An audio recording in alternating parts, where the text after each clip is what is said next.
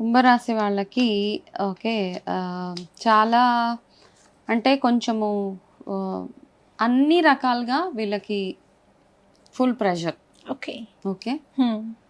ఆర్థికంగా, రిలేషన్‌షిప్స్‌లో, జాబ్‌లో అన్ని రకాలుగా ఫుల్ ప్రెషర్ మంత్ అనమాట వీళ్ళకి. ఓకే.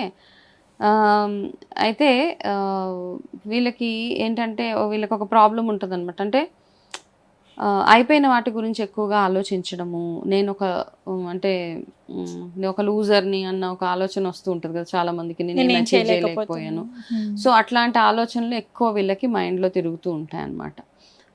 మీ దగ్గర వాళ్ళే మిమ్మల్ని కొంచెం మోసం చేసే అవకాశాలు ఎక్కువగా ఏప్రిల్‌లో కనపడుతున్నాయి. ఓకే. కాబట్టి కాస్త కేర్‌ఫుల్‌గా ఉండడము.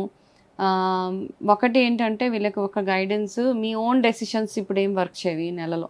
ఓకే. మీరు సొంతంగా తీసుకునే ఏ డెసిషన్ ఫేవరబుల్‌గా ఉండదు. కాబట్టి ఏంటంటే మీరు ఎవరినైతే మీకంటే కొంచెం ఎడ్యుకేటెడ్, మీకంటే కొంచెం పెద్దవాళ్ళు, ఎక్స్‌పీరియన్స్‌డ్ వాళ్ళు ఎవరైతే ఉంటారో మీ టీచర్స్ గానివ్వండి, లెక్చరర్స్ హూఎవర్ ఇట్ ఈస్ వాళ్ళ దగ్గరికెళ్ళి అంటే మీరు గురు స్థానంలో ఉన్న వాళ్ళు ఎవరైతే ఉంటారో వాళ్ళ దగ్గరికెళ్ళి వాళ్ళ గైడెన్స్ తీసుకోండి. ప్రతి ఒక్క చిన్న విషయంలో ఏ చిన్న స్టెప్ తీసుకోవాలన్నా ఆ గురువు ఒక గైడెన్స్ చాలా అవసరం అనమాట. కామ్ డౌన్ అవ్వాల్సిన మంత్ ఈ నెల హ్మ్. వీళ్ళకి. కొంచెం ఎంత సైలెంట్‌గా అబ్జర్వ్ చేస్తూ ఉండండి లైఫ్‌ని.